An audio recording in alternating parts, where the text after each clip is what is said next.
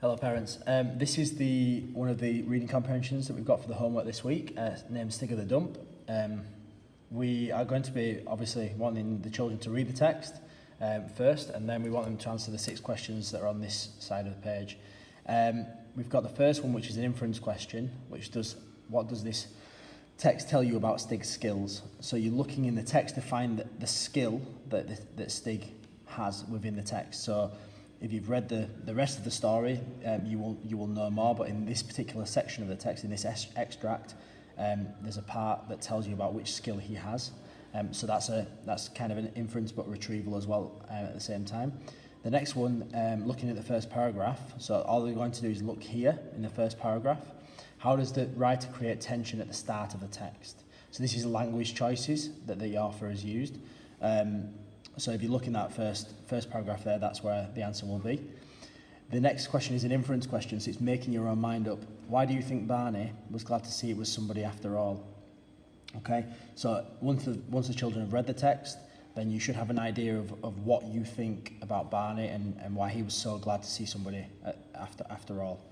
Number 4 is what effect do you think the writer tries to create by writing?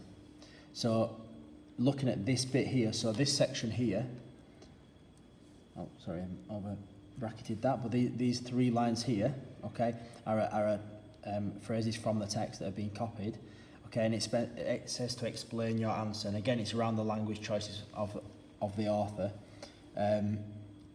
So in the text there you should be able to find that section and read around that section. So something said nothing, so if we look in the text, we should be able to find that here.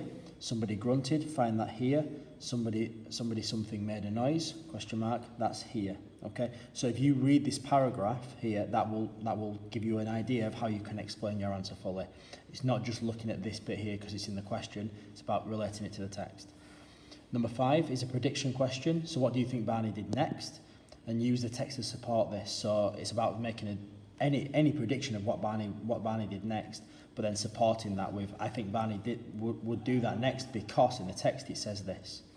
And finally, number 6 is an ordering question.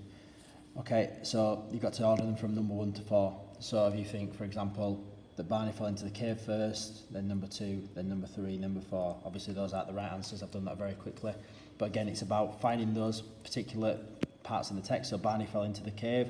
I'm going to look on the text, and when I found the bit about Barney going into the cave, I circle that part of the text so I know where it is, and then once I've circled all 4 parts of the text, I can easily order them and put in the right numbers.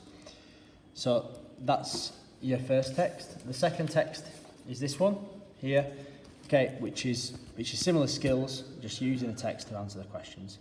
Okay, thank you.